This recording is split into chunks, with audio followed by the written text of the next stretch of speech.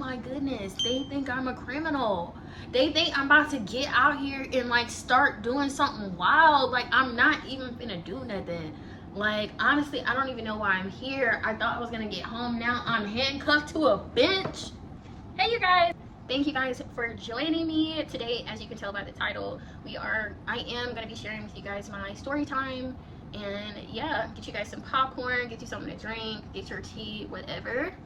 I'm gonna let you guys know the real grime and dirty stuff about my life, because the devil is already going to Jesus about my issues, so I may as well just tell him myself. I'm just gonna tell him myself. So that is my perspective on sharing this story, is I'm airing out my own business because it has given me freedom in doing so. Sharing my truth, repenting for my wrongdoings has given me freedom. So here I am about to share my dirt with y'all.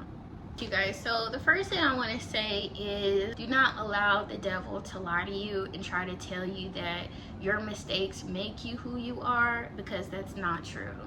I've made some bullet points here so that way I do not get off track. So I will start with what happened prior to me being arrested and being in jail for 6 days. Okay, prior to me being arrested, I was actually experiencing some very beautiful things. God had led me to go to this trip with some random people I had never met before, and he showed me things that matched freedom. Prior to, in my relationship, I was going through a lot of different stuff. My fiance, soon-to-be husband, was going through a lot of different things from me and from his side, and it was just very, very nasty. We were trying to handle it all on our own, and that ended up causing more problems. So we had split up for a short period, and I was like, you know what, God, I felt like I was in prison, not because of the relationship, but because of the trials and tribulations we were experiencing. God, could you show me what freedom looks like? I need some freedom. Please, Jesus, I need some freedom. So somehow randomly I was on Facebook, and I was like, you know, putting myself out there, like I'm ready for anything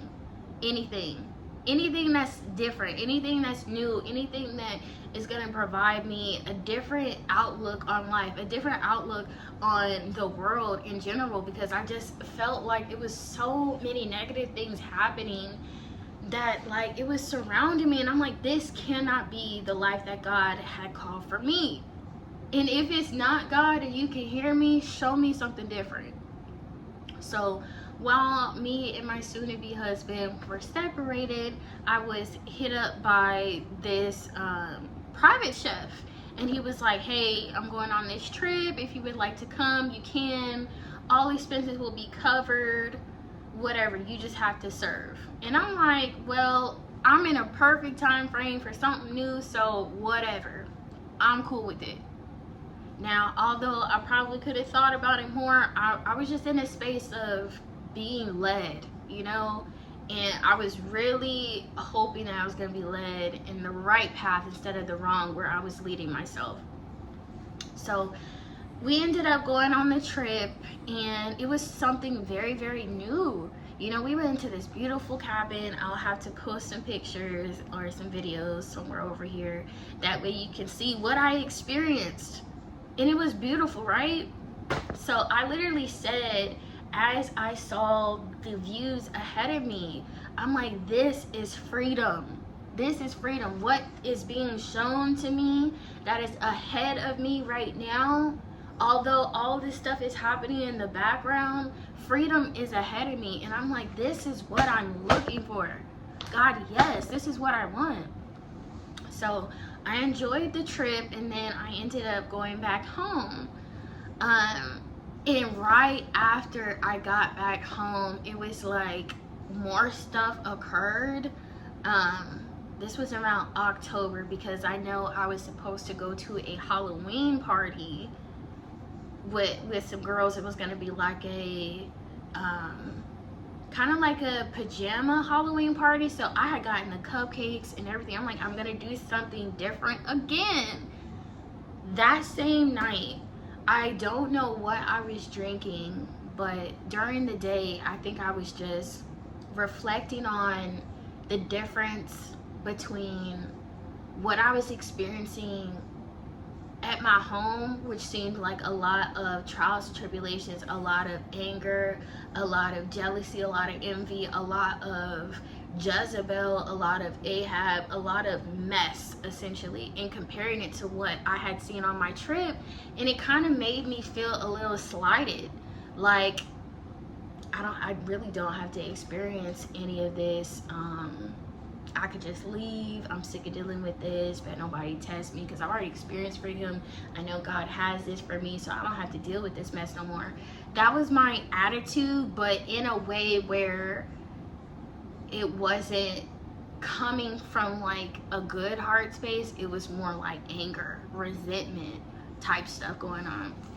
So I think I had drank a bottle of Hennessy, and I will just say, do not drink alcohol, do not drink liquor, hard liquor. Do not lean on things to numb you when you are sad, when you are angry, when you are confused and things like that. You need to go to the Lord. I didn't know anything about that, so I went to the liquor. And I'm drinking it, taking my shots throughout the day. I was even posting on Instagram of my shots and stuff. Like going on a tangent on Instagram about how I felt, and it was like more and more energy kind of filled up to be destructive. So later on that night, I'm basically drunk by this point.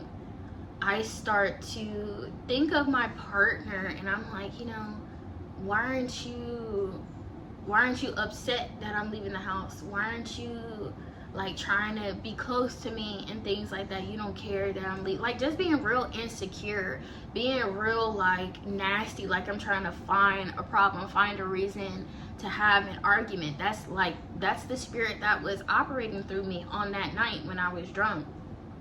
We ended up getting into a physical altercation, pushing and things like that. And yeah, he ended up calling the police, and I got pushed outside.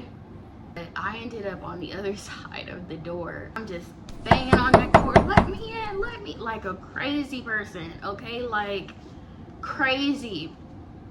And I just want to mention, in a moment that we had, I was up against the wall, and he was trying to like restrain me because I was breaking stuff. And I just remember him saying, either he said it or I said it, but I heard something about a demon slayer, and I had said, you are the demon. You are the demon. And either I'm talking about myself, either God is speaking through me, telling me that there is something in me that had to be pulled out, or I was talking about him.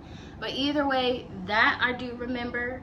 And then I remember being outside, banging on the door, kicking on the door so hard that I got a hematoma on my toe that took 6 months to heal.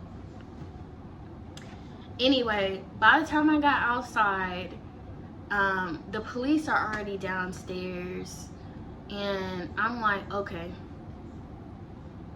I don't have any control right now, and me trying to gain it is causing me to go crazy. And why I want this level of control is beyond me and beyond this moment. The police are already here. What they're gonna do is what they're gonna do. So I calmly, as soon as I seen them walk up them stairs, I'm gonna kindly put my hands behind my back, because yeah, do what you gotta do. Because at this point, what I am doing is not helping. What I'm doing is not good. What I'm doing is not good for him. What he's doing is not good for me at this time. Somebody else take control. So they put me in cuffs. And at this time, I'm like, wow, I'm in handcuffs right now. But I'm calm. Like, now that I don't have any control, I am calm. I can breathe. Now that I don't have to try to figure it out myself, I'm okay. I have peace right now with whatever is about to happen, because I'm not the one in control. So I get in the car. I think 2 officers went to go speak to my fiance, and then 1 was speaking to me as I'm in the back of the car, and he's like, what's going on, blah blah blah. And I'm telling him, like, yeah, this is what happened. I'm upset. This isn't the first time that it has happened, but I'm upset and I'm ready to go. So he ended up going to go speak to my partner and was saying, he doesn't want to charge you, he doesn't want to do this. And I'm like, I don't see why he would be charging me anyway, because I didn't put my hands on him like that. Yes, I put my hands on him. That I am absolutely wrong for. Him putting his hands on me at any time was inappropriate. Us having to defend ourselves physically in that way was not something that God had for us. So I say, anybody experiencing anything like that, that is absolutely not okay. And I'm not here to say that every situation when it's dealing with that is going to be something that God redeems, but God did end up redeeming me and him. So moving forward, we're in the car, and I'm actually just chopping it up with the police officer. I'm like, yeah, I'm from here. Like, he's asking me basic questions and having conversation. I feel comfortable. And I'm thinking, okay, they're just going to keep me in the holding cell until I come down. And then I'm going to be able to go to this event, or I'm going to be able to go back home. Nope. That sure was not the case. That was not the case at all. By the time we pulled up to Oklahoma County, the Oklahoma County jail, I was like, for one, I don't even have any shoes on, I believe. I'm on my cycle. I'm kind of tired. What time is it even? And how long do y'all expect me to be here so I can go out about my business? I got in there and they're just like, go over here, go over there. And I'm like, this looks like what I've seen on 60 Days In, which is something I had over-consumed for a while prior to that happening. So I will say, side note before I continue my story, is be careful what you're consuming, what you're eating, what you're ingesting, what music you're listening to, what people you're around, what TV you're watching, because that can program your spirit to start doing those things. So anyway, they're trying to guide me into these different spaces for like fingerprints, booking essentially. And I'm like, why am I here? Like, this doesn't even make any sense. Why am I here? And by this point, this is when like other emotions started pulling. Like I was calm after I got arrested and I'm in cuffs. And I'm thinking, things are gonna go one way and then they're not. And then I start to get upset again because it's like, how did I even get here? Like, I'm not even this type of person. I have never been this type of person at all. So I'm not trying to act like I'm innocent, but like I had never been in detention. I had never gotten in trouble. Like, although I may have struggled a little bit in school because of things that were going on around me at home and things like that, like I was not getting in trouble. I made friends very easily. I got along well with people very easily, and everything was cool. So like going from not ever getting in trouble to being arrested, it was a totally different flip. And I'm like, this is not me. This is not me at all. And I'm like, this is just crazy to me. I'm looking around, I'm like, this person, that person, like some of these people have actually done some serious stuff. And why am I in here with them? Why am I in here with them? So we're going through the booking process and they put us in a holding cell. It's freezing cold. And I'm like, I'm about to call this man. I'm about to call this man and let him know how frustrated I am that I'm inside of this jail when I never thought I would be here. So I called him and I'm like, why would you call the police?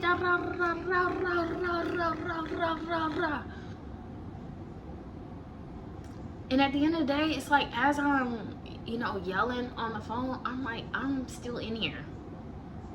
He's on the outside, I'm on the inside of this jail. So me hooting and hollering about how I'm feeling is not going to change the result. So let me just lean into what's happening. We're sitting in the holding cell. Some of the girls are talking about like what we get to eat, bologna sandwiches, boiled eggs, and I'm like, I'm not trying to eat none of that, to be honest. I'm just trying to get through this night so I can go home. There's no reason why I should be in here any longer than a night. Well, that's not what happened either. At this point, I'm like, now I'm tired. I'm definitely not going to get to go to that party. I'm definitely not going to get home tonight. So what's next?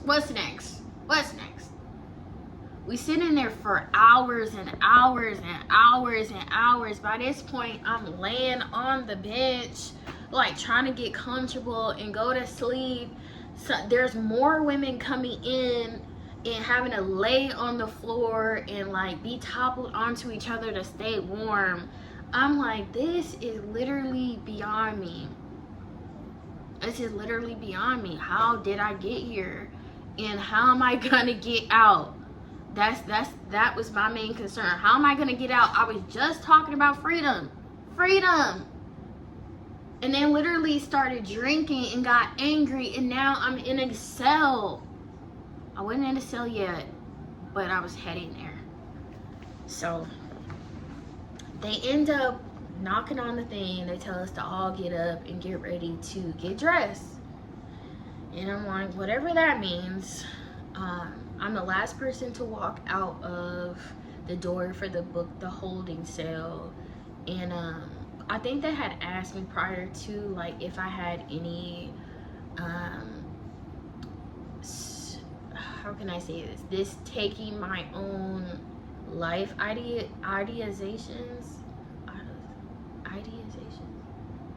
ideologies. One of those words. And I said yes. Like in the past, when I was going through stuff, I would do so and so.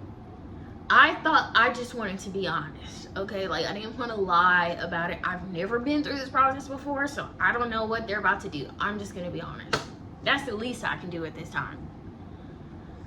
Well, I did not know that me being honest about that would lead me into where I was going. So as all the other girls were getting dressed, me and one other girl who got like crazy drunk and stuff, me and her ended up going a different way. And I'm like, okay, hopefully, because she's drunk and, you know, obviously I was too drunk, we may be getting sent home, or at least just having to stay for the night and leaving the next day. It's Friday. I don't know how this process works. I don't know how none of this works. So I'm feeling kind of hopeful, like, okay, you know, this is bad, but it's not as bad as it could be. Well, they end up leading us to a room where they handcuffed me to the bench, just like this, my left arm. Yeah, you're just gonna sit right here. Oh my goodness, they think I'm a criminal. They think I'm about to get out here and like start doing something wild. Like, I'm not even finna do nothing. Like, honestly, I don't even know why I'm here. I thought I was gonna get home. Now I'm handcuffed to a bench. Okay, all right. So I'm thinking, I know I'm not a bad person. Yes, made a really bad mistake. But I'm not a bad person, so why am I being treated this way? But because I'm not the one in control, I have to deal with it. They're like, just wait. Okay, cool. So y'all are about to send me home. Thank you. No, they come out and they give me this suit. I'm gonna post a picture of what it looks like. And I'm just like, this looks like the suit that one of the girls in the episodes of 60 Days In was wearing because she was trying to hurt herself. Like, she was literally throwing herself off of the top bunk bed because she wanted to get out of the room because they had her like in isolation or something like that. I'm like, why are y'all trying to put me in a turtle suit? That's what it was called, a turtle suit. Why are y'all trying to do that? On top of that, not just a turtle suit with like the oranges as they call it. You want me to get butt naked and put on this turtle suit. Wow. Wow. Like, if me being handcuffed to a bench was not enough, now you want me to get out of my panties, my bra, and all of my clothes so that I am in my birthday suit with a turtle suit on in the cold? Wow. Okay. All right. Well, I'm here, so it's not like I can say no. Go on and give it to me. They give it to me. I take off my clothes. I got the turtle suit on. That's the only warmth that I feel at this point is this turtle suit. Because all the rest of the air going through it on my arms, on my face, on my feet, because I'm barefoot at that. Okay. So then they're like, we're going to take you to floor 13. Okay, I guess. I'm tired of these number 13s, everything. But what's on level 13? Oh, this is where we put people on suicide watch. Oh, okay, so now I'm being watched to be sure I don't hurt myself. And what I will say is that being in that suicide watch unit, although it was scary, although when I asked for water throughout the day and they ignored me, when they didn't bring us food, when we had to sleep on the floor with the roaches, the one thing I can say is I was glad that I was not in Gen Pop yet, because everything I had seen on 60 Days In and who I am, it's like it does not match that, and I don't know how they're going to receive me. I don't want to be received. I don't want to go through receiving. I don't want to go through holding. I don't want to do any of that. I don't want to be here. So as I'm in suicide watch, it's 3 girls in there. Me, the girl who was really drunk, and then some girl who was already in there. I'm having to lay on the floor. The other girl is laid on the other side of the mat that I'm on so we can feel each other's body heat so that we're warm. There's roaches crawling all on the floor by the mat. I'm having to flick them away. And I'm like, this is so gross. This is so gross. But I'm here, and it's like, obviously I was acting gross, and gross people that act like that go to places like that. When you act like a prisoner, you're going to be placed in prison. When you act out of control, I hope to God you got somebody that can get you in line so that you are no longer acting like that. So I just had to reflect, and I'm like, you know, although I don't want to be here, clearly I'm here because of how I acted. And I'm gonna have to deal with it. So I'm going through different emotions. First being angry and being in denial. Then secondly, just accepting it and like, you know what? I don't have no control. So like, you know, however God is going to have this happen, whatever. And the only time that I started to feel like I had to put it in God's hands is when I lost control. Like, God, clearly I can't handle it. So you got me in here. You allowed me to be in here because of what I did. So what do you want to teach me? What do I have to learn? What do I have to say? What do I have to pray? What do I need to be delivered from so that I can get out of here? Okay? Because I've known God my whole entire life in some sort of capacity. I know him a lot better now, but yeah. So I was in there 2 days inside of the suicide watch unit. I don't really know too many people's numbers by heart, so there was only a couple people that I could even think to call on that little thing. And I'm like, wow, I'm literally having to do this. This is crazy. I did not ever think this would have been a part of my history. So I'm calling my fiance, and I'm like, hey, you're the only person here. I know we experienced this, that, and the other, but I need some help. Okay, I need some help. How are we gonna do this? Are we staying together? Are we not? Do you hate me? Do you not? Like, what are we doing? What are we doing? Am I gonna stay in here forever? Like, what is the situation? Just different types of thoughts. On the second day, or maybe it was 3 days, because I had to wait like till Monday when the judge could be there.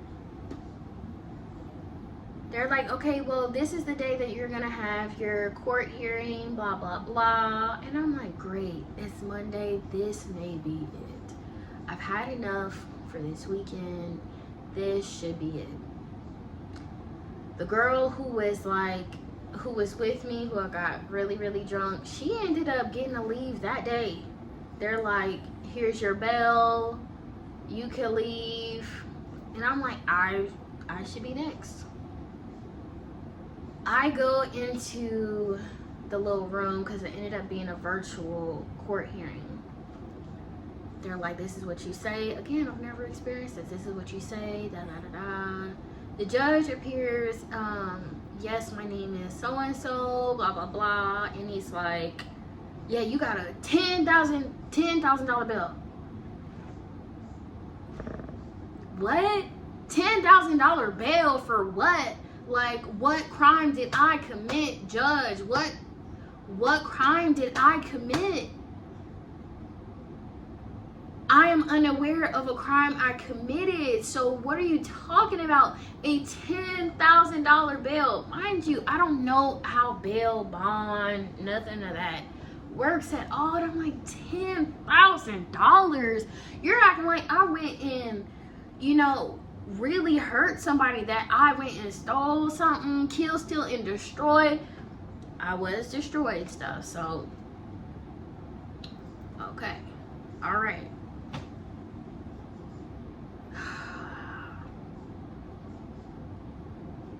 All right, $10,000 bail, bond, whatever the terms are.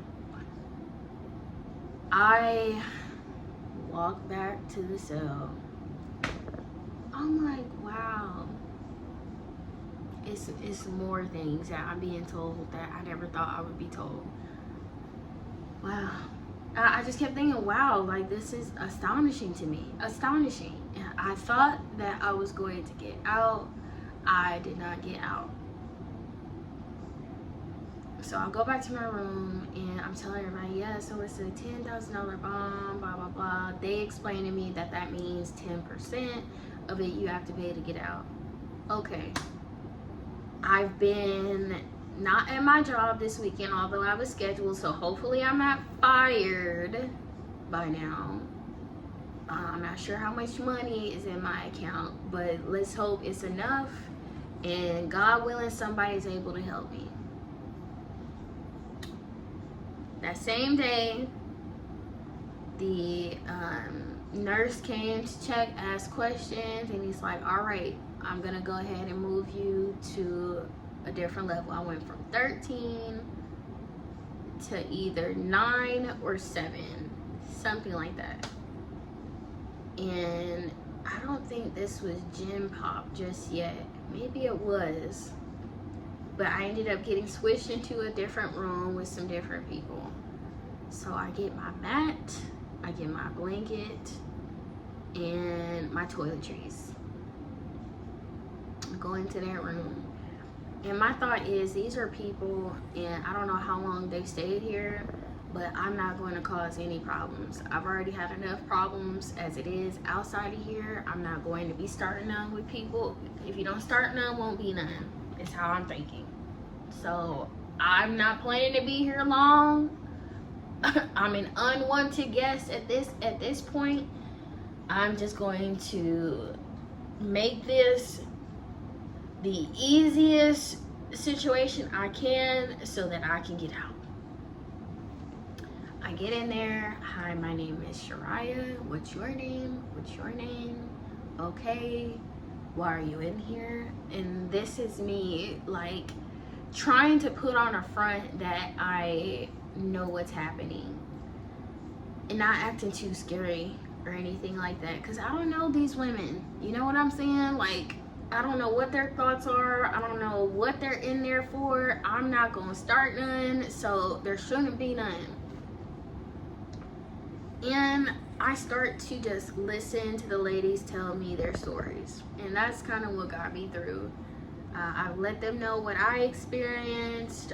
They gave me some advice, and we just got to know each other, to be honest with you.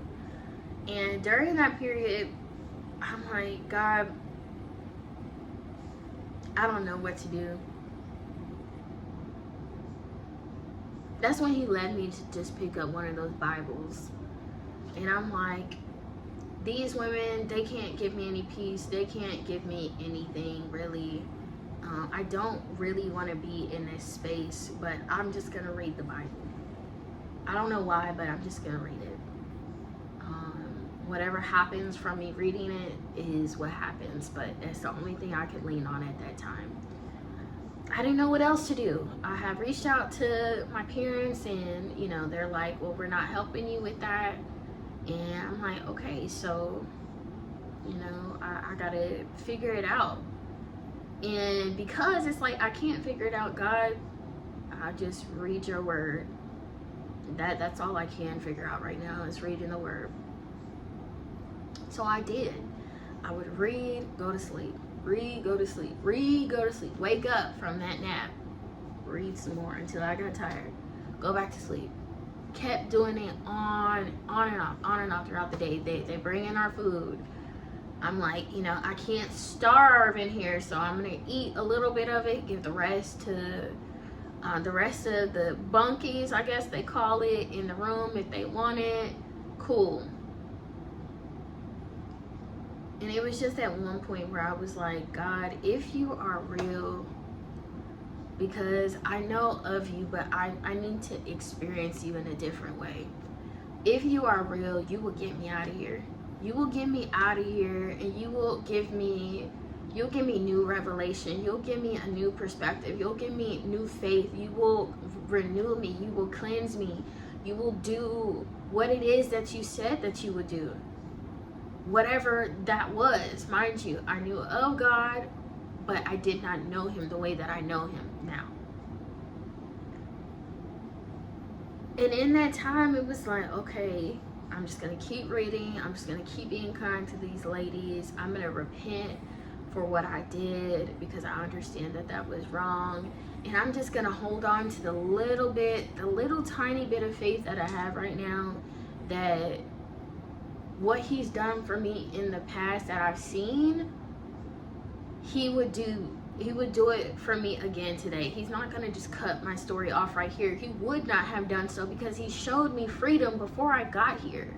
Why would you have shown me freedom to just put me in a space of being imprisoned? So I held on to that.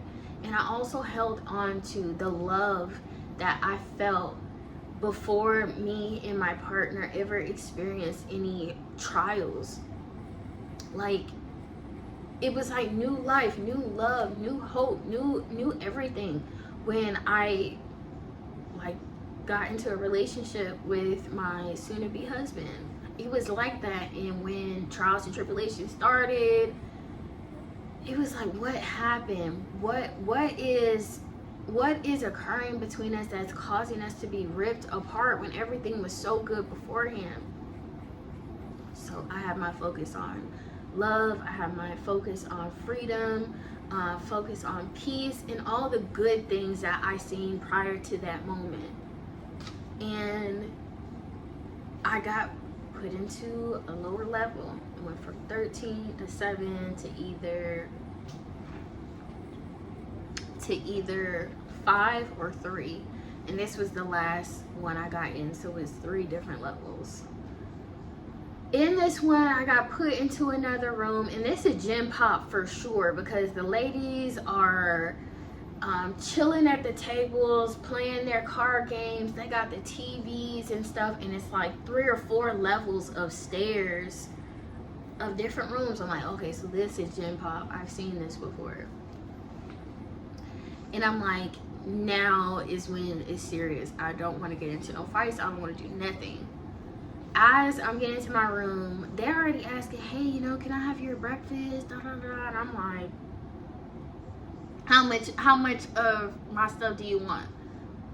I'm not gonna be in here long, so you know what? Yeah, you sure can. You can have my breakfast. You can have my toiletries. You got my blanket. You can take this Bible when I'm done with it. Whatever. While you're still in here, if there's something that I have that I don't need, yes, I'm more than willing to share it with you. Cool. So for about 2 days, I believe it was, I was in that room with one of the other cellmates that was on the other level with me, and I let her sleep on the top bunk. I slept on the bottom. And yeah, I just continued to read the Bible. I let the other ladies in the other cells have my breakfast when it came, because I'm not eating no bologna. I'm definitely not eating, and it's crushed up and balled up at that. At Oklahoma County, they will do their best to make it miserable for you. And I'm like, yeah, although prison is not a space for you to enjoy, there is a way to be humane with it, and I don't feel like they were doing so with any of those ladies, including myself. But anyway, you could have my balled up, crunched up, stumped on bologna sandwich and boiled eggs. Sure, you're more than welcome.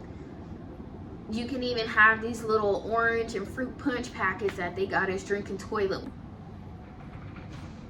All right, y'all. Sorry, my phone had let me know some storage issues. But anyway, after the point that I was in that room for a few days with that girl, and I helped out the other ladies that were in that unit, giving them my food or whatever else, I just continued to read the word. And to be honest, I didn't quite understand it. I was just taking it in because that's what gave me rest. Okay, like being in the cell gave me peace because I did not feel like I had to control anything, and I just had to take orders, follow commands, rather than having to come up with direction for myself, because I didn't even know where I was going. But reading his word, even if I did not understand it, it gave me peace. And I feel like it's important to know who is the provider of peace, who is the ultimate provider, who is the Almighty, who is the Most High. And that very instance of me just reading the word and feeling that peace is what made me come to an understanding of, you know what, this peace gave me sleep. This peace gave me rest. So if I can receive rest by reading the word, by getting to know God, God, give me rest in my spirit. Give me rest in my mind. Give me rest in my heart. Give me rest in general, so that I'm no longer having to overthink. So I'm no longer having to feel insecure. So I'm no longer having to be over controlling over everything in my life. Who is around me? Who's around my fiance? Who gets to talk to him? Who gets to do this? And that's just too much. It's too much. So God, if me reading your word and getting to know who you are through this word is going to give me rest, show me the way. Show me the way. Show me the way into freedom. What you showed me before I got here, I need you to help me get into that. Where is freedom? Who is freedom? How can I receive this? How can I be free? How can I be free? Not just physically, but mentally. How can I get out of these cuffs? How can I get out of this, out from behind these bars? In my mind, in my heart, in my soul, in my thinking. How can I get past these bars? Only you can set me free out of. Before this video cut off because my storage is low, and I'm gonna just have to post this and do a part 2. That's the day I decided I was going to serve the Lord for the rest.